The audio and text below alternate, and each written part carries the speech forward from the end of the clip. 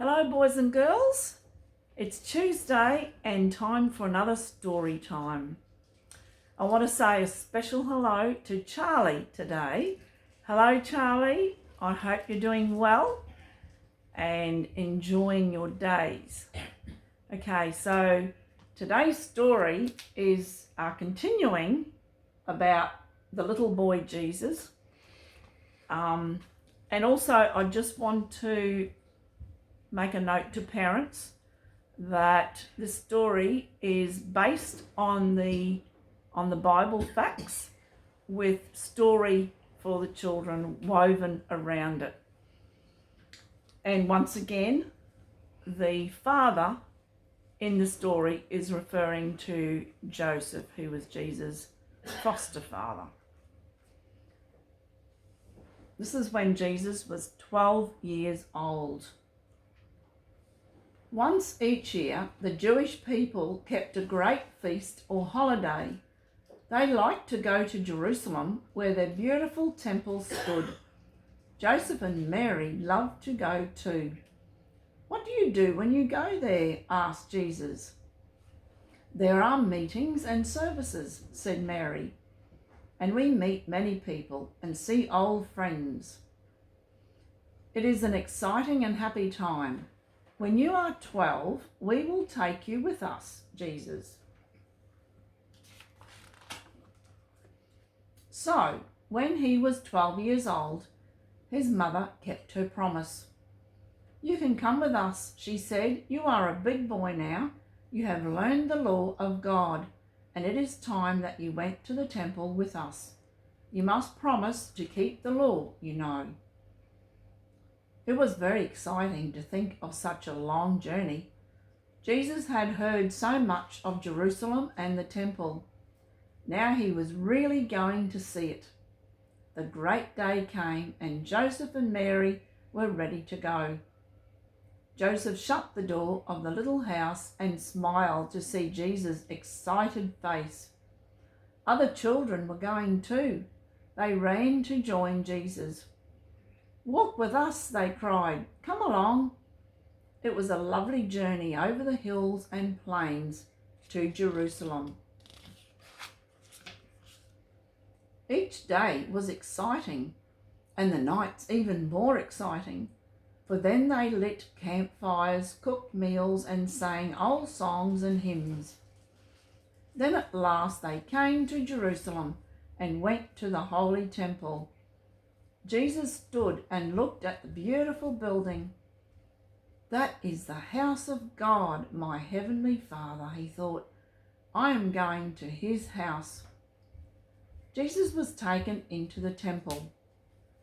God felt very near to him there.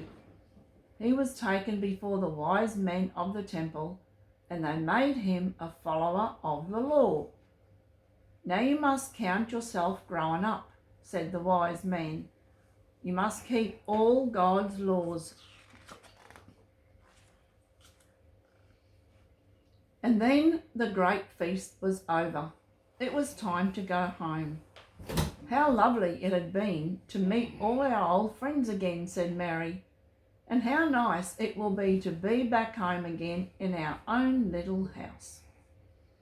Mary did not see Jesus all that day. She wondered where he was.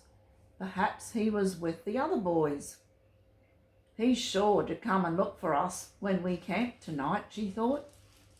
But the night came and there was no Jesus. "We must look for him, Joseph," said Mary anxiously. "Go and ask the other boys if they know where he is."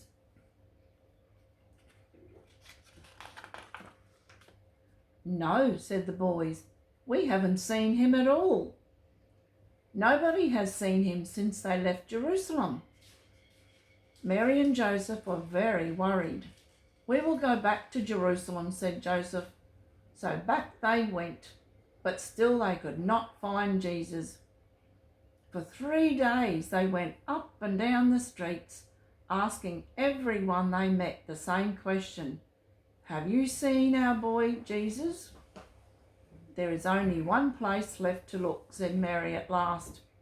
and that is the temple itself. He loved the temple, Joseph. Perhaps he has gone back there. They went to look, and there they found Jesus. He had been in the temple all the time. He had found the wise men, and the ones who knew more about the Jewish law than anyone in the land. He had asked them questions they did not know how to answer. They were amazed at this young boy who knew so much about the law of God. They kept him there hour after hour, asking him questions too.